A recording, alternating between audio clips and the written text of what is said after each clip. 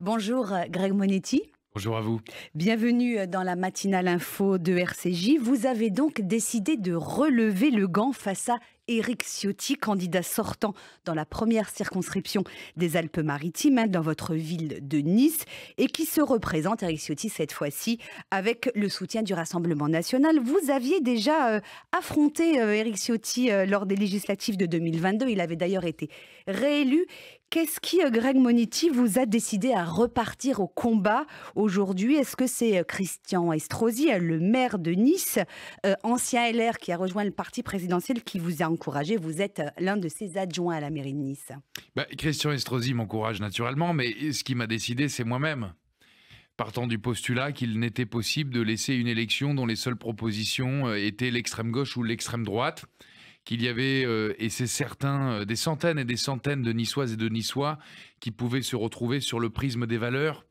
Vous constatez certainement comme moi qu'aujourd'hui la France, malheureusement, est en train de connaître un effondrement de ses principes, un effondrement de sa crédibilité au travers de ses responsables publics, avec la nécessité de porter autre chose, un message différent qui peut rassembler toutes celles et tous ceux qui peuvent avoir des aspirations allant de la social-démocratie jusqu'aux républicains, en passant par les centristes, et plus encore, tous ceux qui sont encore animés par une forme de progressisme, d'humanisme, d'envie de vivre ensemble. Et donc c'est ça que je défends avec toutes mes forces, toute mon énergie, parce que je crois qu'il est temps de mettre un coup d'arrêt dans la représentation d'Éric Ciotti, qui, il faut le dire, aujourd'hui salit et fait la honte de Nice. Vous représentez donc la majorité présidentielle dans cette législative à Nice. Je précise que vous êtes membre du parti Horizon de Édouard Philippe, qui appartient donc à cette majorité présidentielle. Est-ce que ça va pas être un peu compliqué pour vous de mener cette campagne avec cette présence toujours très affirmée d'Emmanuel Macron, qu'une partie des Français finalement a rejeté lors des européennes en votant pour les extrêmes? Je ne crois pas pour deux raisons. D'abord parce que Il va être sur votre affiche de campagne D'abord, il faudrait que je trouve l'imprimeur, parce que dans les délais qui sont autorisés, c'est pas évident. Non, mais je ne crois pas pour deux raisons. La première, c'est que je mène une campagne d'hommes libres, de Niçois parmi les Niçois.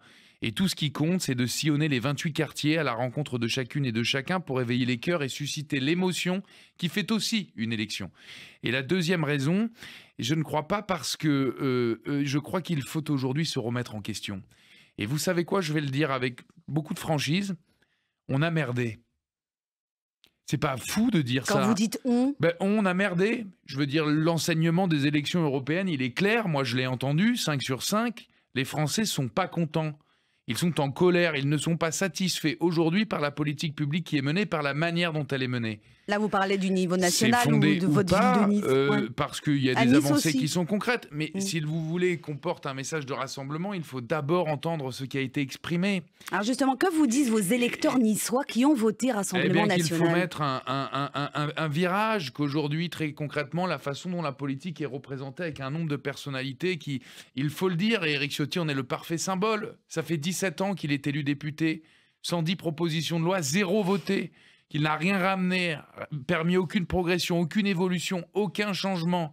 Et qu'en plus de ça, aujourd'hui, il faut le dire, sans le consentement de personne, amené juste tout l'héritage des Républicains dans le lit de Madame Le Pen.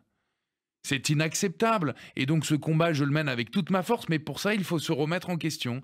Et donc je souhaite dire à toutes celles et tous ceux qui nous écoutent que le message est entendu, que l'engagement est présent et que nous devons continuer à travailler dans le progressisme, parce que c'est ça aussi la France, le pays des Lumières.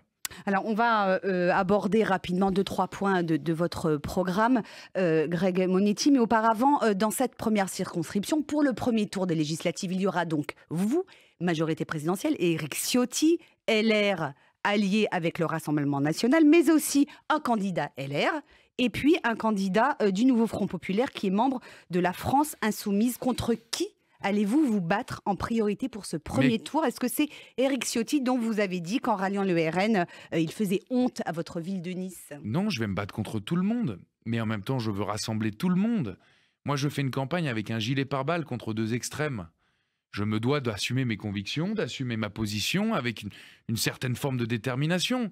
Je suis venu chez vous cet après-midi, c'est pas anecdotique. Vous savez pourquoi? Je ne supporte plus la manière avec laquelle on instrumentalise les électorats. Je vous le dis sans consensus, la façon dont la France insoumise n'est même pas capable de définir l'antisémitisme et la façon avec laquelle le Rassemblement national s'érige en grand protecteur des Juifs de France, alors que c'est le même parti qui, il n'y a ne serait-ce que 30 ans, affirmait que les chambres à gaz étaient un détail de l'histoire, m'est insupportable. En conséquence de quoi, je décide de rendre la liberté à chacune et à chacun et de se retrouver dans un prisme de valeurs. On est aujourd'hui dans un pays qui ne sait plus vivre côte à côte. Tout le monde est face à face. Que ce soit les musulmans comme les juifs de France, comme toutes celles et tous ceux qui ont des croyances différentes ou même qui ne croient pas. C'est un problème. On a partagé les mêmes écoles, les mêmes cantines, les mêmes restaurants, les mêmes bistrots. Pourquoi on s'acharne et on s'affronte aujourd'hui? Donc il est venu le temps de la paix, en tout cas de la paix de France, du rassemblement et bien évidemment du bouleversement de la politique publique pour tendre vers un avenir et un quotidien meilleur. Je rappelle que de votre département, hein, des Alpes-Maritimes, c'est le Rassemblement national qui est arrivé en tête aux européennes. À Nice, avec 32,28% des lois, la liste de Jordan Bardella, loin devant celle de Valérie Hayé, pardon, la candidate Renaissance. Sur quel terrain il faut combattre cette extrême droite? Vous parlez des valeurs, mais lorsqu'on regarde les préoccupations des Français, elles sont plus aujourd'hui tournées vers le pouvoir d'achat, la question des retraites, peut-être la sécurité également. Ben, je crois que les Français, ils ont besoin d'ordre, ils ont besoin d'avoir des représentants crédibles qui montrent l'exemple et qui ne sont pas obsédés par le fait de garder leur cuisinier, leur chauffeur, leur coupe-fil à l'aéroport, comme Monsieur Ciotti au demeurant, pardon de le dire. Et je crois qu'il est temps de revenir aussi sur une politique publique centrée sur le régalien. Inutile de dire chez vous qu'aujourd'hui, autant la France ne va pas très bien, autant le monde est en total déséquilibre et qu'il est temps de réaffirmer une gendarmerie, une police nationale et municipale forte, des unités de renseignement structurées et efficientes, une diplomatie française qui compte au Moyen-Orient, qui compte aux portes de l'Europe auprès de l'Ukraine, qui compte en Asie, qui compte partout dans le monde, mais aussi d'avoir une école dans laquelle l'autorité est aujourd'hui le président de la classe, si je puis le dire ainsi, avec un système de santé fort et une valeur de travail réaffirmée. Le programme de LFI Front Populaire, tout est gratuit. Le restaurant, c'est gratuit. Le supermarché, c'est gratuit. On se demande comment ça va être financé. Vous savez, aujourd'hui, il y a deux risques qui guettent la France au travers de cette élection.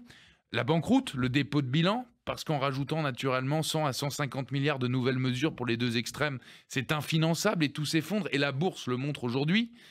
Mais aussi la guerre civile. C'est pas exceptionnel de le dire. On le voit tous, on le sent tous. Il est temps de ramener de la sérénité, de l'apaisement, du sérieux et du rassemblement. On ne peut pas se permettre dans un pays comme le nôtre d'avoir comme seule proposition démocratique ceux qui veulent le séparatisme et ceux qui veulent le rejet de l'autre. Je porte autre chose et vous avez compris que je le porte avec toutes mes convictions.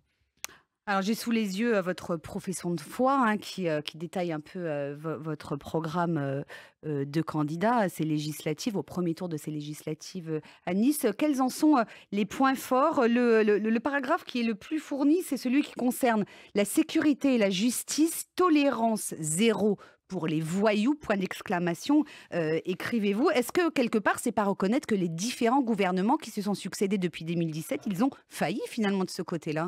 Failli, c'est un mot fort. Pas réussi totalement, c'est autre chose. Et je crois qu'aujourd'hui, il est venu, au travers de mes propositions, le bon moment de donner de nouvelles prérogatives aux polices municipales, de réorganiser aussi la façon dont la police nationale et la gendarmerie sont en capacité d'intervenir, en leur fournissant plus de moyens, plus d'effectifs. Mais je crois aussi que le lien avec la justice, aujourd'hui, est encore trop lacunaire. Vous l'entendez comme moi, on n'en peut plus de voir des voyous arrêtés lundi et relâchés mardi. Nous souffrons de disponibilité de places, que ce soit dans les milieux carcéraux, dans les centres pénitentiaires, dans les maisons d'arrêt. Et il est donc devenu le temps de re-responsabiliser les citoyens. La loi doit être la loi, et le premier qui ne la respecte pas doit être sanctionné fermement. Et cela, d'ailleurs je le propose, avec une majorité pénale abaissée à l'âge de 16 ans, parce que je considère que dès le début, il faut montrer l'exemple d'une République qui est ferme, et la sécurité, ne l'oubliez jamais, est totalement liée avec la liberté. Et je crois que c'est ça dont nous avons besoin aujourd'hui, de sentir que nous pouvons être libres dans notre pays et que nous pouvons vivre en sérénité sans sentiment de peur. Est-ce que vous croyez, entre les 2 tours à la constitution d'un front républicain qui unirait les républicains de droite, les macronistes, les centristes du MoDem et du parti Horizon d'Édouard Philippe? Et est-ce que dans cette optique, vous pensez déjà à nouer une alliance avec le candidat LR qui se présente, face à vous dans la première circonscription des Alpes-Maritimes, Virgile Vanier, qui serait un accord, de désistement mutuel peut-être? Moi, je le connais pas, donc on va d'abord faire connaissance. Maintenant, je crois que je vais vous dire ce que je pense. Parce Pour que barrer la route aux mais je extrêmes, suis très puisque c'est libre. votre combat, on l'a bien Ouais, compris, mais hein. je crois qu'aujourd'hui, on nous bassine un peu trop avec les affaires d'étiquette et de partis politiques. Et qu'il est venu le temps de mettre à mal les écuries d'intérêt pour laisser place aux communautés de valeurs. Et cette élection, naturellement, elle doit d'abord être une histoire de femmes et d'hommes. Et donc, ce qui m'intéresse plus qu'un accord d'appareil, parce que je les condamne tellement que j'aurais bien du mal à agir dans ce sens, c'est que toutes celles et tous ceux qui auront fait un choix différent au premier tour se rendent compte, avec raison, qu'au deuxième tour, il est temps de changer les choses. Comment pouvez-vous être mécontent et élire un député pour son 5e mandat alors qu'il n'a rien fait? Ça, c'est une question de cohérence. Comment pouvez-vous faire confiance à quelqu'un dont aujourd'hui on ne sait même plus comment il va se positionner entre les idées qu'il nous a vendues depuis tant d'années et les idées de son nouveau parti, le Rassemblement national? Que va-t-il faire sur la retraite? Il va vouloir l'abroger ou il maintient encore le projet qu'il soutenait chez François Fillon? Et des exemples comme cela, il y en a malheureusement des trop nombreux. Il est temps de mettre fin à la cohérence pour laisser place à la clarté, à la confiance et au réveil. Une toute dernière question, Greg Monetti. Il nous reste 30 secondes. Vous êtes jeune, vous avez des convictions politiques, vous êtes un défenseur de la République et de la démocratie. Qu'est-ce qui vous donne de l'espoir, de la motivation pour poursuivre votre combat dans cette période particulièrement trouble que nous traversons? Vous, et toutes celles et ceux qui nous écoutent, toutes les rencontres, je considère que les consciences sont éveillées, les réveils sont à l'heure, et je vois bien qu'aujourd'hui nous sommes tous alarmés, catastrophés, inquiets, et je crois que tant qu'il y a encore un peu d'humain, il y a toujours de l'humanisme. Et cet humanisme-là laisse toujours place à une forme d'espérance qui fait en sorte que nous devons croire que demain sera toujours mieux qu'aujourd'hui. C'est peut-être un peu naïf, c'est peut-être poétique, mais moi j'y crois dur comme fer. Un tout dernier mot sur la communauté juive de Nice et de ses environs que vous connaissez bien, comme d'ailleurs Christian Estrosi, le maire de la ville. Vous êtes allé en Israël récemment accompagner le FSJU dans un voyage. Qu'est-ce que vous a le plus marqué Voyage sur bouleversant, d'abord place? la peine et la tristesse de toutes celles et tous ceux que j'ai pu rencontrer, que ce soit les familles qui sont en deuil ou que ceux qui sont nourris dans l'inquiétude et la tristesse de savoir s'ils pourront revoir ceux qui sont en captivité, en otage. Et j'ai aussi compris énormément de choses sur le plan culturel, sur le plan historique. Et puis, vous savez, ce que j'ai beaucoup aimé en Israël, c'est justement cet humanisme face à cette obscurité, cette non-résignation face à la difficulté. Peut-être ne serait-il pas intéressant qu'on s'en inspire un peu aussi ici en France dans les temps que nous connaissons. Greg Monetti, merci infiniment d'être venu dans cette matinale info sur RCJ. Je rappelle que vous êtes adjoint au maire de la ville de Nice, Christian Estrosi, et que vous êtes candidat aux élections législatives dans la première circonscription de Nice pour la majorité présidentielle. Merci, très bonne beaucoup. journée. À vous aussi.